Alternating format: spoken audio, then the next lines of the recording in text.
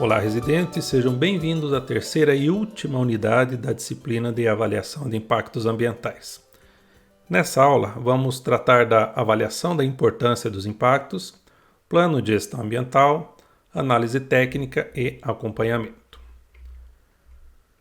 Primeiro, temos que lembrar que os impactos geralmente ocorrem de forma diferente conforme a etapa do empreendimento.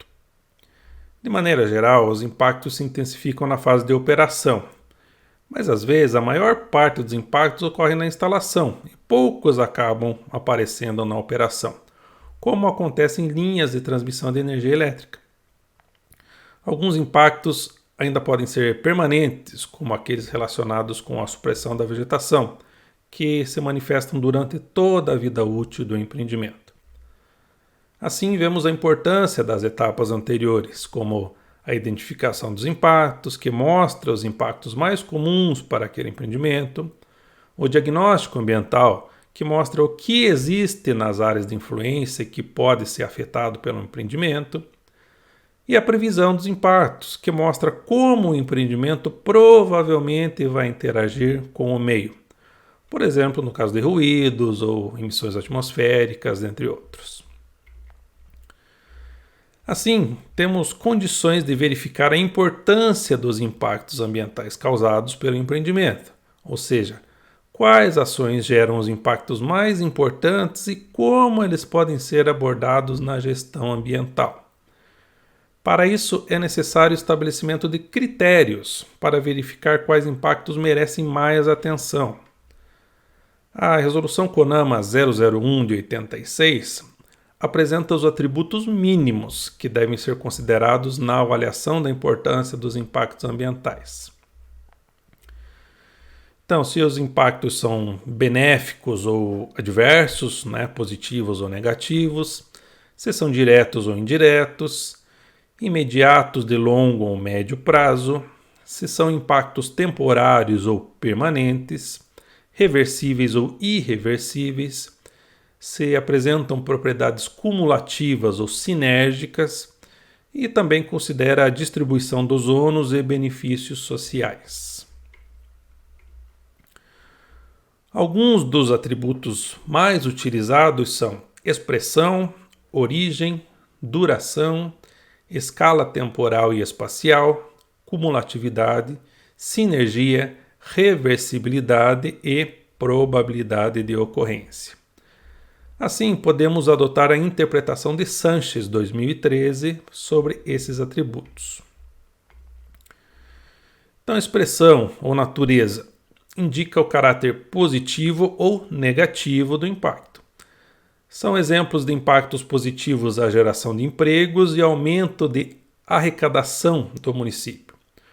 Porém, a grande maioria dos impactos acaba sendo negativa, como perda de hábitats e da biodiversidade causados pela supressão vegetal, dentre outros.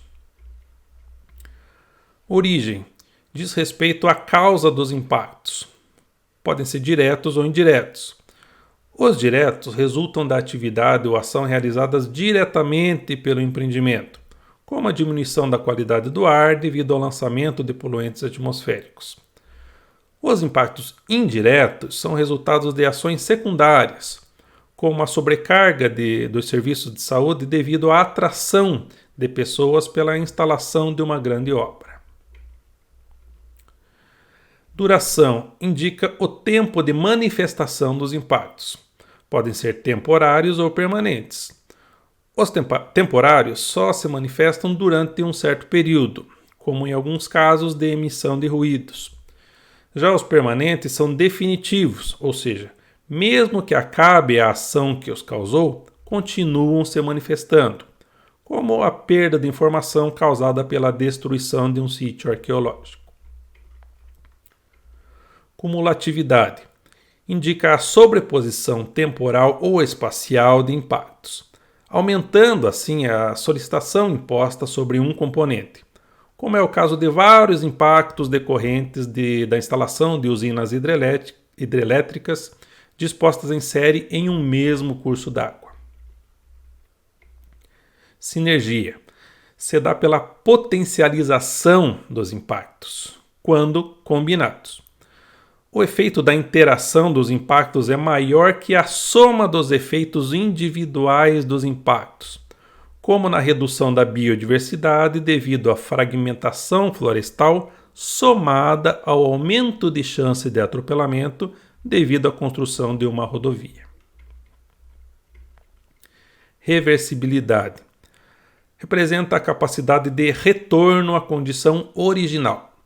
Quando o impacto é reversível, significa que o componente afetado pode retornar ao seu estado anterior, se a ação causadora cessar ou se forem implementadas medidas corretivas. Já o impacto irreversível não permite ou ainda inviabiliza o retorno à condição original. Escala temporal indica o período de decorrência da manifestação do impacto. Quando é imediato, ocorre ao mesmo tempo da ação geradora. Longo e médio prazo ocorre um tempo depois de realizada a ação causadora. Normalmente meses, no caso de médio prazo, e anos, quando se fala em longo prazo. Escala espacial diz respeito ao alcance espacial dos impactos, até onde eles chegam. Podem ser categorizados em local, quando estão restritos à área do empreendimento. É bastante utilizado a categoria linear, quando se manifesta ao longo de rodovias, cursos d'água, ou ainda podem ser municipal, regional, nacional, caso abranjam esses limites. Probabilidade de ocorrência indica o grau de possibilidade da ocorrência do impacto. É dividida em certa, quando não há dúvidas que o impacto vai ocorrer, alta, se a ocorrência é muito provável, média, quando é pouco provável, mas pode ocorrer, e baixa, quando é pouquíssimo provável, mas principalmente se o impacto é importante, deve ser considerado. Então, a partir desses atributos, várias metodologias podem ser empregadas para a avaliação da importância dos impactos, como os métodos de agregação, onde são atribuídos pesos para cada categoria dos atributos, conforme a vulnerabilidade ou resiliência do componente afetado, considerando então a interação entre os atributos. Uma combinação de atributos pode considerar, por exemplo, reversibilidade e probabilidade de ocorrência, onde o impacto reversível de probabilidade de ocorrência baixa teria pequena importância, enquanto que um impacto irreversível de ocorrência certa teria grande importância. Plano de gestão ambiental. Depois de avaliados, os impactos mais significativos devem receber um tratamento especial, ou seja, devem ser consideradas ações de gestão ambiental. Uma primeira possibilidade seria a consideração de alternativas, por exemplo, substituição de um processo de tratamento de efluente por outro que, mesmo que seja mais caro, mas acaba permitindo uma grande redução de impactos. Então, são componentes de um plano de gestão ambiental. Medidas mitigadoras, compensatórias, prevenção de riscos e atendimento à emergência, reassentamento de populações humanas, medidas de potencialização dos impactos positivos, estudos complementares ou adicionais e monitoramento. As medidas mitigadoras são ações propostas para reduzir os impactos negativos, como tratamento de efluentes líquidos, instalação de barreiras anti-ruído, construção de passagem de fauna, etc. Essas medidas vão desde ações simples até o uso de alta tecnologia e, em muitos casos, acabam sendo praticamente obrigatórias no projeto, devido às suas vantagens, como a reutilização de matéria-prima. Medidas compensatórias. Alguns impactos não podem ser evitados nem mitigados. Outros, mesmo que mitigados, ainda representam grande importância para o meio.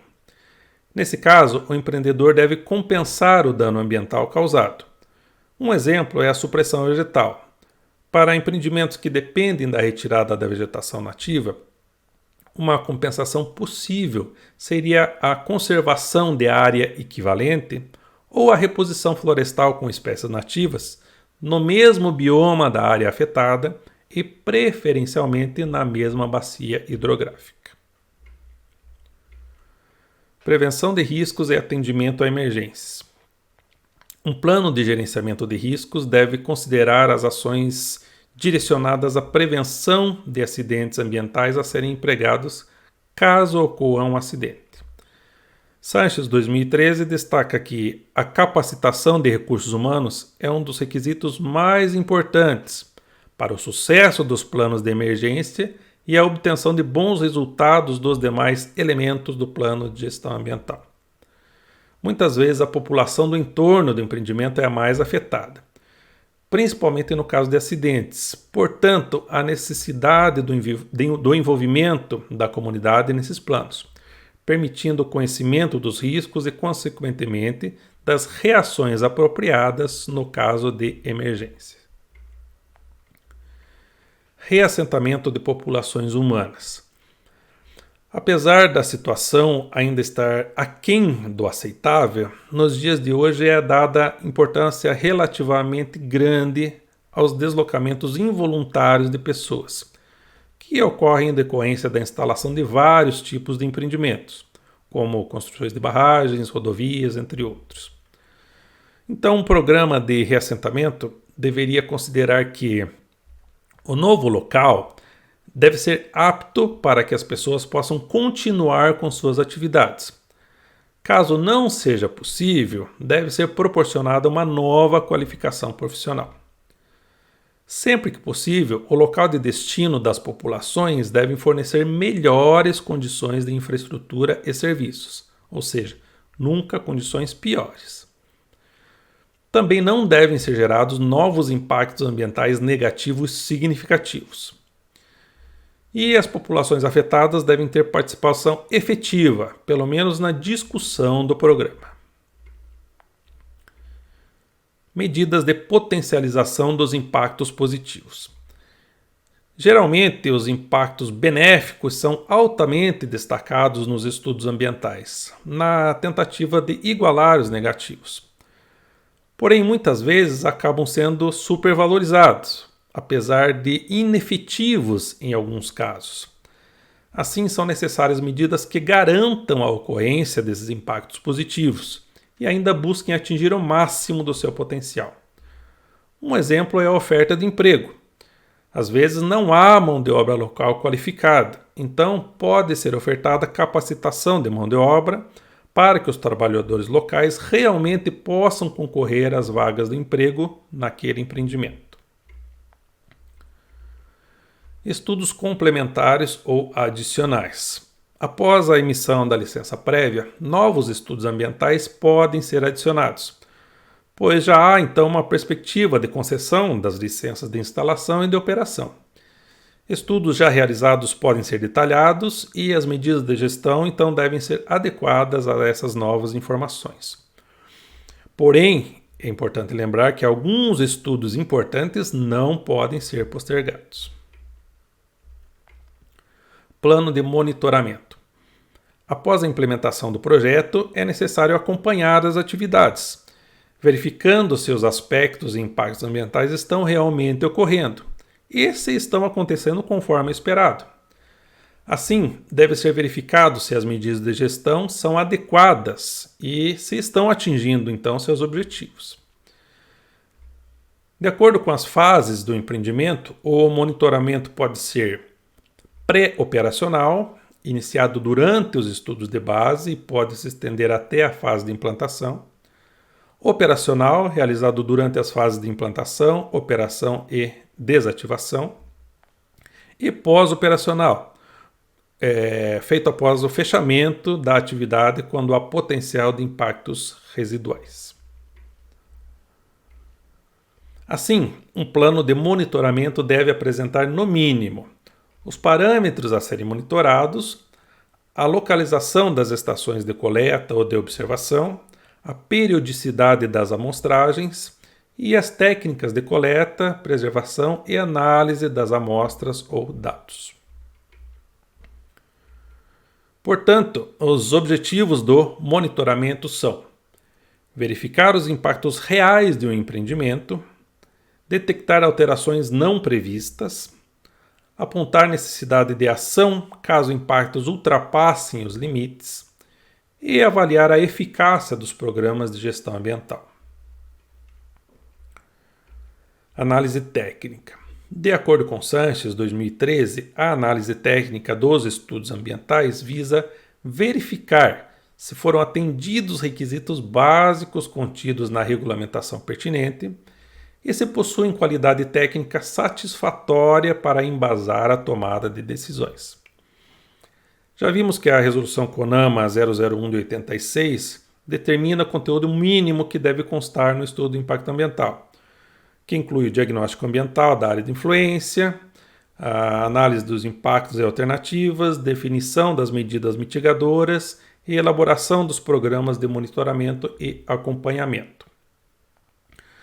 O Sanches 2013 apresenta 10 critérios para a avaliação da qualidade de estudos ambientais. Então, informação, se dados necessários para a identificação e análise dos impactos são formalmente apresentados e analisados. Documentação, se fontes de informação são claramente referidas. Levantamento ou diagnóstico ambiental, se a pesquisa de dados primários e secundários são descritas com metodologia, resultados e interpretação. A metodologia, se as técnicas utilizadas para a análise são descritas e se foram usadas adequadamente. Coerência, se os dados apresentados são realmente utilizados para a análise dos impactos. Quantificação, se apresenta estimativas quantitativas da área afetada, atividades de projeto e indicadores de impacto. Consistência, referente à definição prévia e aplicação de critérios de avaliação de importância dos impactos. Objetividade, se análises e conclusões são imparciais e os impactos relevantes são destacados. Especificidade, se as medidas mitigadoras estão realmente relacionadas aos impactos. E auditabilidade, se as medidas de mitigação permitem verificação posterior de sua aplicação e eficiência. Acompanhamento. Então, a partir do momento da aprovação do projeto, o empreendedor se responsabiliza por cumprir todas as medidas estabelecidas no plano de gestão. Porém, é necessário verificar se as atividades propostas estão realmente sendo efetuadas da maneira planejada e se as medidas de gestão adotadas estão sendo implementadas corretamente. Caso as atividades venham a ser alteradas, devem ser reavaliadas quanto à geração dos impactos. E se as medidas de gestão não estão sendo eficientes, devem ser modificadas. Além disso, devem ser monitorados se estão ocorrendo impactos ambientais que não foram previstos. Então, de acordo com Sanches 2013, a responsabilidade do acompanhamento é partilhada entre o empreendedor e o órgão ambiental responsável, sendo então instrumentos do acompanhamento o monitoramento, que consiste na coleta sistemática e periódica de dados para verificar o cumprimento de padrões ambientais e condições impostas pelo órgão licenciador. Supervisão, atividade contínua realizada pelo empreendedor para verificar o cumprimento de exigências legais ou contratuais. Fiscalização, prática realizada por agentes governamentais, no intuito de controlar se os padrões ambientais e condições de licenciamento estão sendo cumpridos. Auditoria, atividade sistemática, documentada, objetiva e periódica que visa analisar a conformidade com condições estabelecidas. E documentação, registro e armazenamento metódico de resultados de monitoramento, verificação de não conformidades e atendimento a requisitos, estabelecendo fácil acesso e análise. Bom, pessoal, esse é o conteúdo da unidade 3 que fecha então a disciplina. No texto da apostila, o conteúdo está mais detalhado e tem mais exemplos. Busque também ler o material das referências bibliográficas. Espero que eu tenha podido passar informações proveitosas para o aumento do conhecimento de vocês. Um grande abraço.